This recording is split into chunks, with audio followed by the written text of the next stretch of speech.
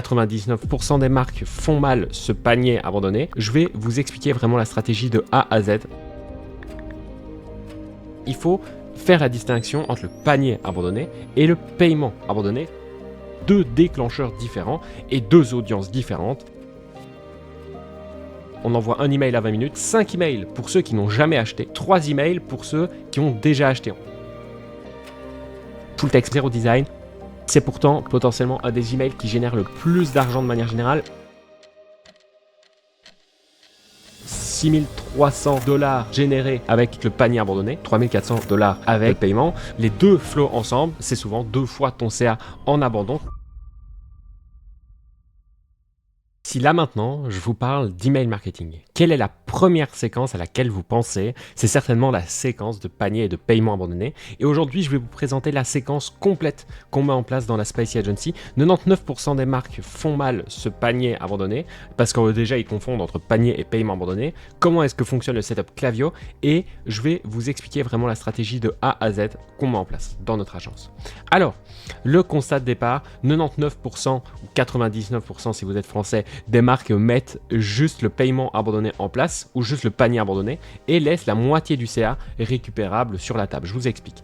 Déjà, il faut faire la distinction entre le panier abandonné et le paiement abandonné. C'est un trigger que vous voyez assez facilement sur Shopify directement parce que, et en réalité, ça va demander deux flows différents parce qu'il y a deux déclencheurs différents et deux audiences différentes.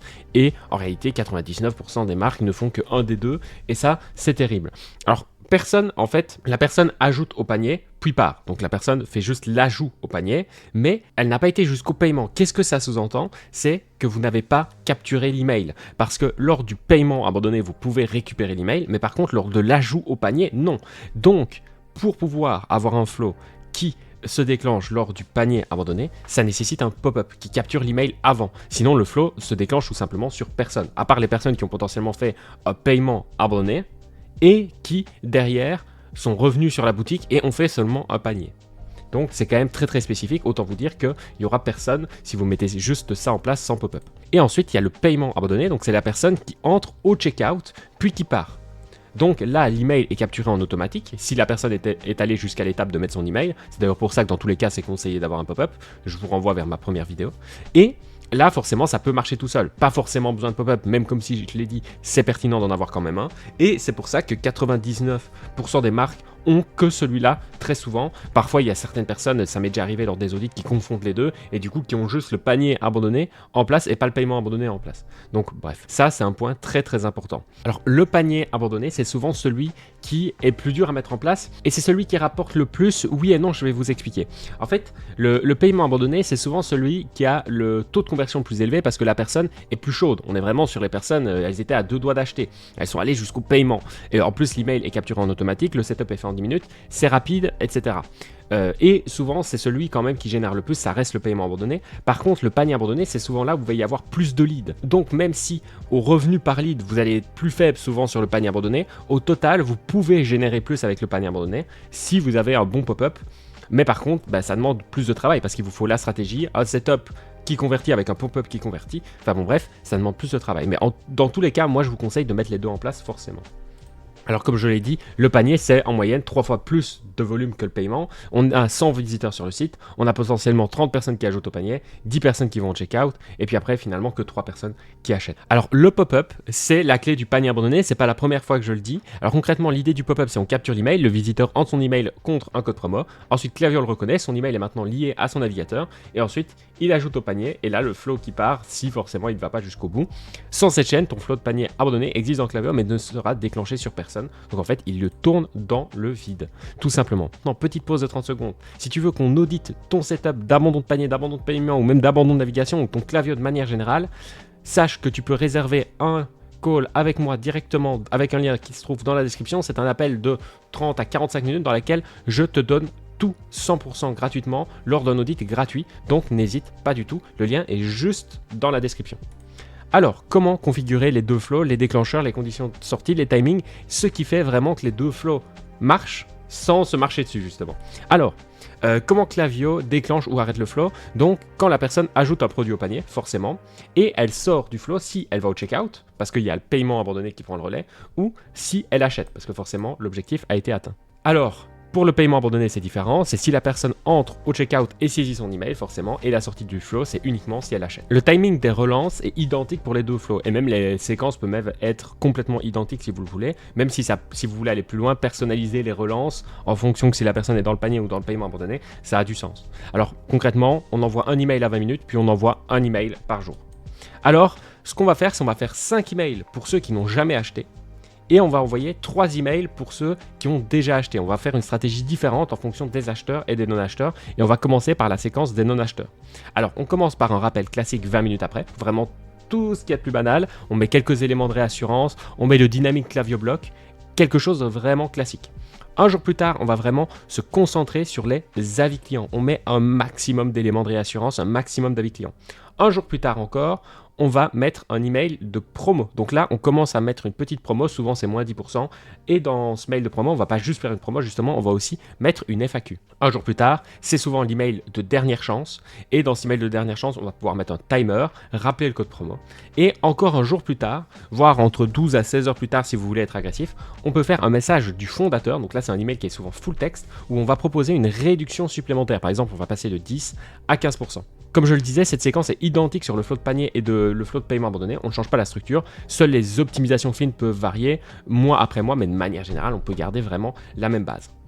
Alors, la structure de l'email 1, c'est assez simple. C'est dans le héros, tu as oublié quelque chose, le blog dynamique Klaviyo, ensuite 2-3 phases d'intro pour la marque, le produit, etc. Quelques badges de réassurance et un CTA clair vers le checkout. Dans le mail numéro 2, on va vraiment vouloir un max de social proof. Donc vraiment, on balance un maximum d'avis clients, idéalement des images carrément qui viennent de Trustpilot, etc. pour vraiment améliorer au maximum la réputation de la marque et que la personne ait réellement confiance à 200% dans notre marque et dans notre produit. Ensuite, pour l'email 3, ce qu'on va faire, c'est on va mettre un header avec la promo dès le début. Ensuite, le dynamique Klaviyo bloc, une FAQ qui est là vraiment pour contrer 4 à 5 objections classiques. On tease déjà la dernière chance, donc on peut commencer déjà à mettre un petit peu d'urgence. Et on a un CTA avec le code promo qui est déjà pré-appliqué. Ensuite, l'email d'après, c'est l'email qui pousse le plus fort, l'email où vraiment on insiste à mort, on dit qu'il reste plus que 24 heures, etc. C'est souvent un email qui est full design, très très visuel, avec un timer de 24 heures intégré, qui idéalement s'active dès que la personne ouvre l'email. On est sur un seul gros CTA et on n'a vraiment pas de distraction, pas de produit ou autre, pas d'FAQ, on est vraiment juste sur de l'urgence et potentiellement des badges de réassurance en bas de l'email, mais on est vraiment sur quelque chose de très très simple.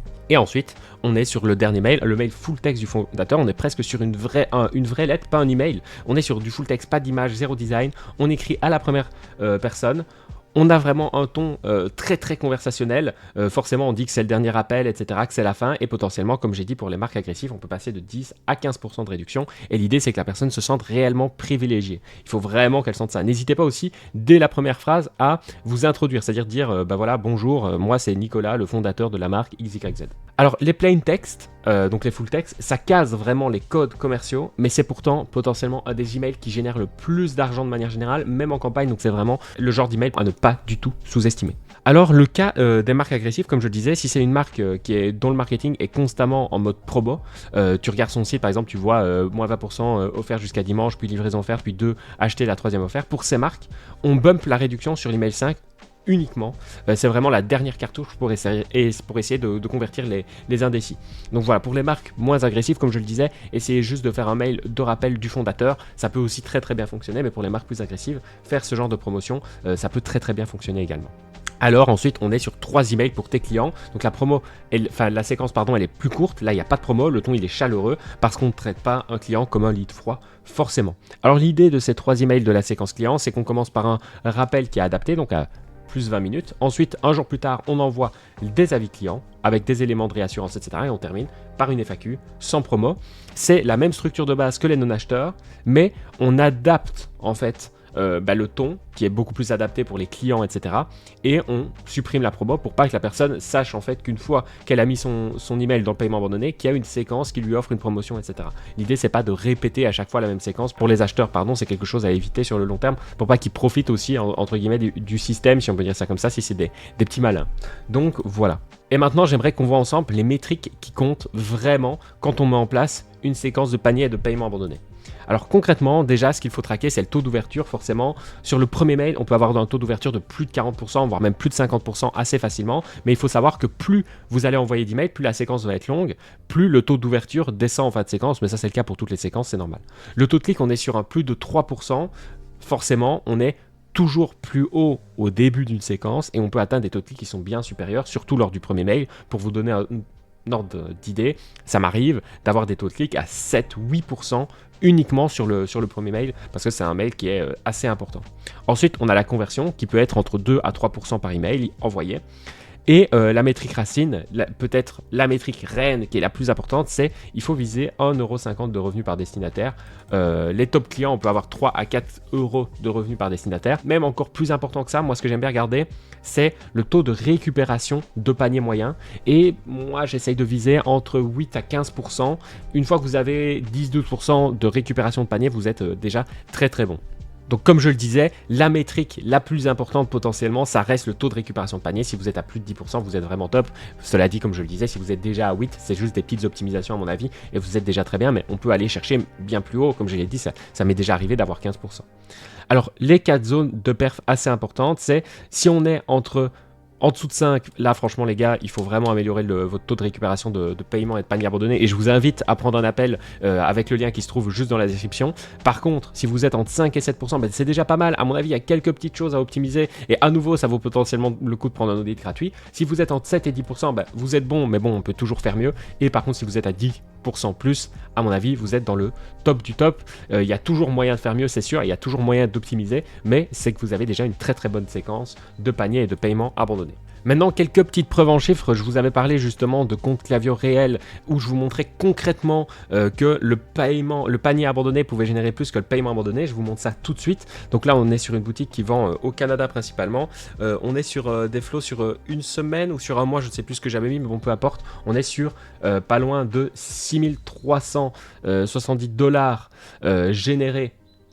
Dollars canadiens, pardon, générés avec l'ajout au panier, et on est sur 3400 €, enfin dollars générés avec l'abandon de paiement. Mais comme je vous l'ai dit, forcément, le revenu par récipient est plus haut sur l'abandon de paiement que sur l'abandon de panier parce qu'il y a plus de trafic et les personnes sont un peu moins qualifiées. Ici, on est sur une autre marque, on est sur la même chose, sauf que là, on a de nouveau l'abandon de panier qui a généré plus que l'abandon de paiement, même si le revenu par récipient est en théorie plus faible. Mais la vérité, c'est que l'abandon de panier génère plus de manière générale. Enfin, c'est pas toujours le cas, mais souvent c'est ce qu'on voit.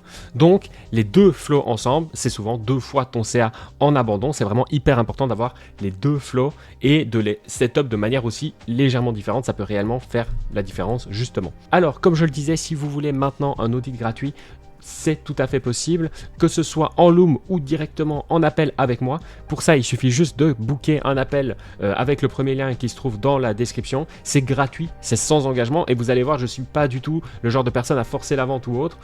C'est vraiment quelque chose de gratuit et en plus ça permet de connecter avec pas mal d'e-commerçants et je trouve que c'est très très agréable.